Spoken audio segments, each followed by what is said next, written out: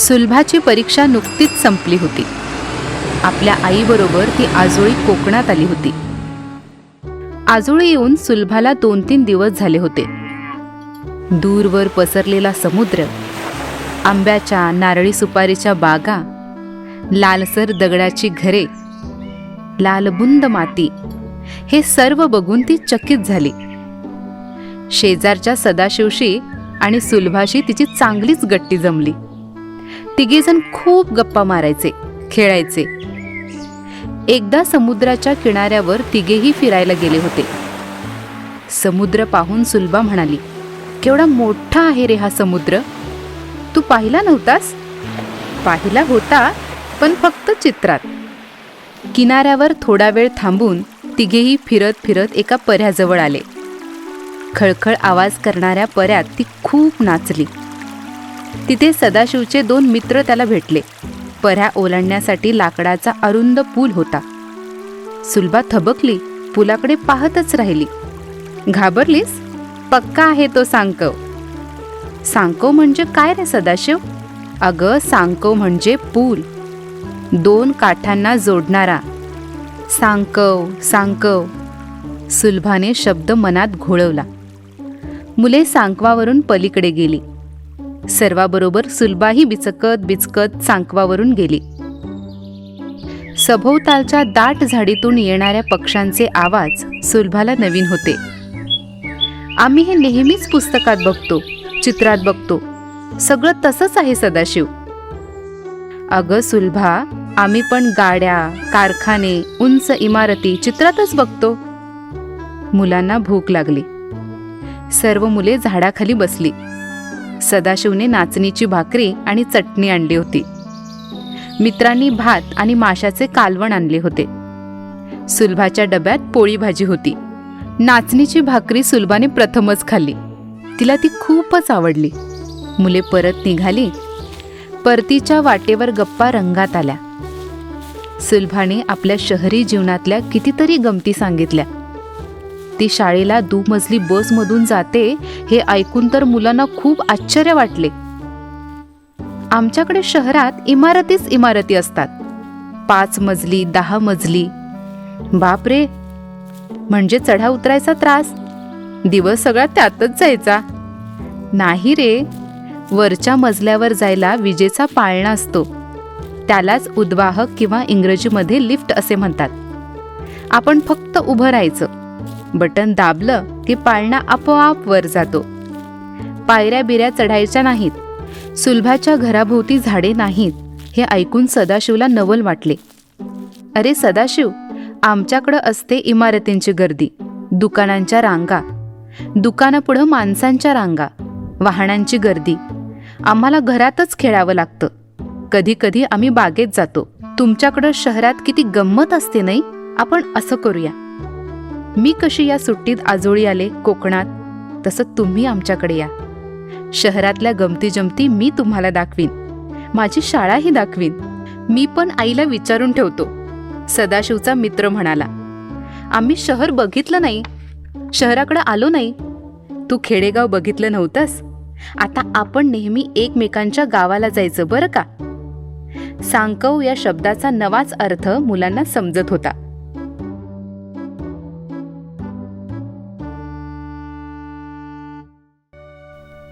धाडसी झुंगी. झुंगी 9-10 वर्षाची मुलगी. ती आणि तिचे आई बाबा शेतातील झोपडीत राहत. तिचे आई बाबा शेतात काम करत. सायंकाळ झाली. झुंगी अभ्यास करत बसली होती. झोपडी बाहेर कोकरू बांधले होते. झोपडीत येऊन आईने चुलीवर भात शिजायला ठेवला. झुगीला भाताकडे लक्ष ठेवायला सांगितले आणि विहिरीवर पाणी आणायला गेली. तेवढ्यात कोकराचा ब्या ब्या ओरडण्याचा आवाज आला. तशी झुगी धावतच झोपडी बाहेर आली. तिला एक लांडगा दिसला. तो कोकराकडे येत होता. झुंगी घाबरली. क्षणभर विचार केला. ती झटकन झोपडीत गेली. चुलीतील जळते लाकूड घेऊन बाहेर आली. लांडगा कोकरावर झडप घालणार इतक्यात झुंगीने जळते लाकूड लांडग्याच्या दिशेने फेकले. आगीला पाहून लांडगा घाबरला. तो पळाला. कोकराचा जीव वाचला. पळा पळा लांडगा पळा! झुंगी जोर जोरात ओरडू लागली. तिच्या आवाजाने शेतात काम करणारे बाबा धावत आले. आईही आली. झुंगीने त्यांना घडलेला प्रसंग सांगितला. आईने तिला जवळ घेतले. बाबांनी तिच्या डोक्यावरून हात फिरवला. झुंगीच्या धाडसाची बातमी गावात पसरली. गावच्या सरपंचांनी तिची पाठ थोपटली.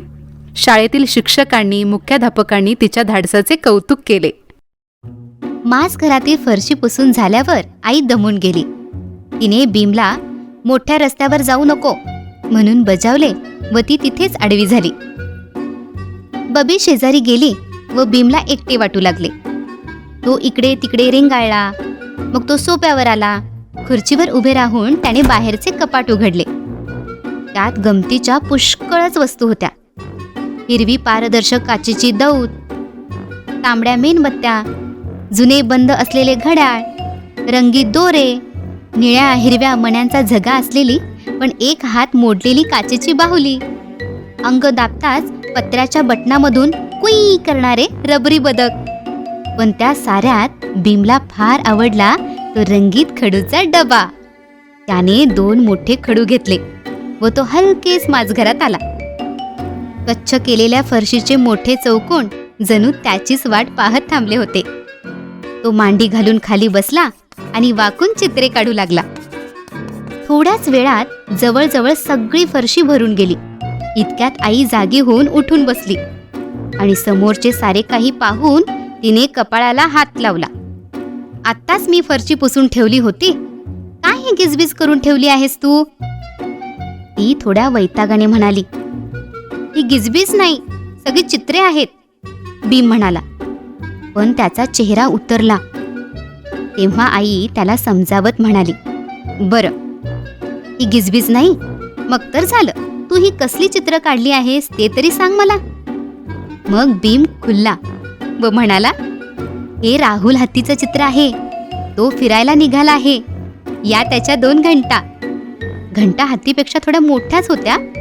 हत्तीची शेपटी व त्याची सोंड सारखीच असल्यामुळे हा हत्ती ट्रामप्रमाणे असावा असे आईला वाटले. ती म्हणाली, आणि ते दुसरं चित्र? अगं, हे आपलं घर नव्हे का? आश्चर्य दाखवत भीम म्हणाला. तू, बबी, बाबा, मी सगळेजण बाहेर थांबलो आहोत. आईला वाटले, होय, सगळ्यांना बाहेर थांबणं जरूरच आहे. घर इतके लहान होते की भीमला देखील वाकून आत जाता आले नसते.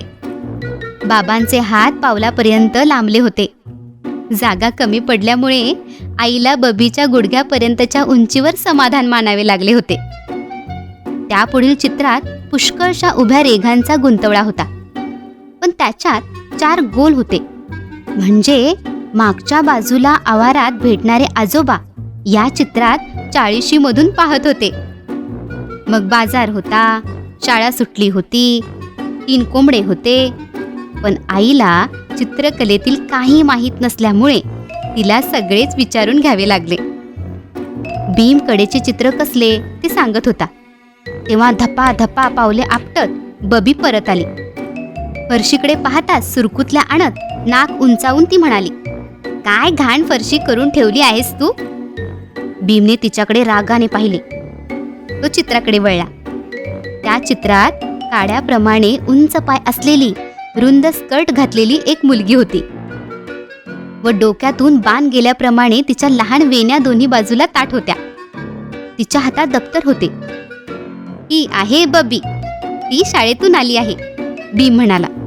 अशा वेळी आई नेहमी बोटांनी ओठ झाकून घेत असे. ती म्हणाले, पण तिच्या पायावर काय आहे ते? बबीकडे पाहत भीम म्हणाला, तिच्या पायावर एक बेडकी आहे. त्यावर बबीने दनादना पावले आपटली व ओरडून ती म्हणाली, आत्ताच मी तुझी सगळी चित्र पुसून टाकते बघ. मग बस गाडग्यासारखं तोंड करून. मग मी तुझ्या दुसऱ्या पायावर सुद्धा बेडकी काढतो बघ, भीम म्हणाला. भीमचे शब्द ऐकताच बबी एकदम आकसली आणि नाक उंचावत त्याला वेडावून दाखवत आत गेली. तिथून ती पुन्हा ओरडली, बकासूर. आता आई सुद्धा जाण्यासाठी वळली. पण भीमने तिला थांबवले व म्हटले, आई, आणखी एक चित्र मी तुला काढूनच दाखवतो. एका फरशीवर त्याने एक उभी रेघ काढली. त्यावर डोके काढले, गुडघ्याखाली पोहोचणारे हात काढले. त्यांना पालवी फुटल्याप्रमाणे पावलांच्या बोटांच्या जागी लहान रेघा आल्या. मग भीमने पुन्हा रेघा ओढून एक मुलगा दाखवला. अनेक गोल काढत त्याने त्याचा एक ढीग दाखवला आणि मान वर करून आईच्या चेहऱ्याकडे पाहिले. आता हे काय आहे, तिने विचारले. अगं, हा मी भीम नव्हे का? आणि ती तू आई आहेस. तू ढीगभर लाडू केले आहेस आणि तू भीमला एक एक नव्हे 2 लहान लहान लाडू देत आहेस, भीमने समजावून सांगितले. आता मात्र आई मोठ्याने हसू लागली. ती म्हणाली, असं आहे का हे चित्र? लबाड चित्रकार, आई भीमला लाडू देत आहे का? छान. मग तिने डबा उघडला आणि भीमला 2 लहान लाडू दिले. हे तुझं चित्र मात्र अगदी खरं खरं झालं बघ, ती म्हणाली.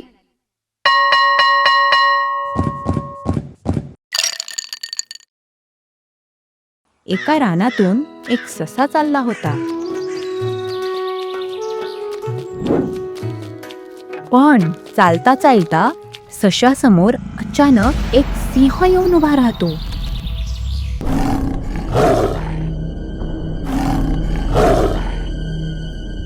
हे पाहून ससा मनातून खूप घाबरतो, पण तरीही चेहऱ्यावर हास्य आणत ससा म्हणतो, वनराज, माझी वाट का अडवली? सिंह गर्जना करतो आणि म्हणतो, मी तुला खाणार. ससा लगेच उत्तर देतो, तुझ्या अगोदर अजून एका सिंहाने मला अशीच धमकी दिली, मला खाणार म्हणून.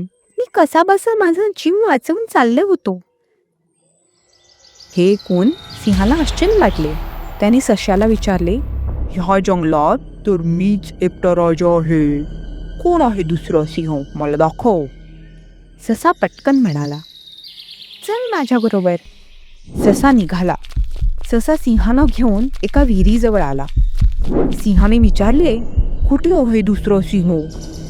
सशाने घाबरत उत्तर दिले, त्या विहिरी टोकावून बघ, मला तर बाबा भीती वाटते. सिंहाने विहिरी डोकावले. विहिरीत स्वतःचेच प्रतिबिंब पाहून तो चमकला आणि जोरात गर्जना करत म्हणाला, माझ्या रानात तू आला कसा? आत्ताच्या आत्ता निघून जा. त्याचेच प्रतिबिंब ते. सिंहाला वाटले हा काही जात नाही. तो रागात म्हणतो, थांब, येऊन तुझी खंडोई करतो. आणि सिंह मागचा पुढचा कुठलाही विचार न करता विहिरीत उडी मारतो आणि ससा आपल्या मार्गाने निघून जातो. एका गावात संजय आणि विजय नावाचे 2 मित्र राहायचे. ते दोघेही अतिशय जवळचे मित्र होते आणि नेहमी एकमेकांच्या सोबत राहायचे. एके दिवशी त्यांनी ठरवले की जंगलात फिरायला जाऊया. ते जंगलात गेले आणि बऱ्याच अंतरापर्यंत चालत राहिले.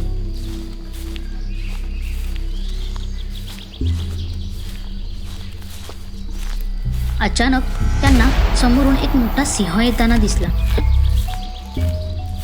दोघेही घाबरले आणि विचार करू लागले की आता काय करावे.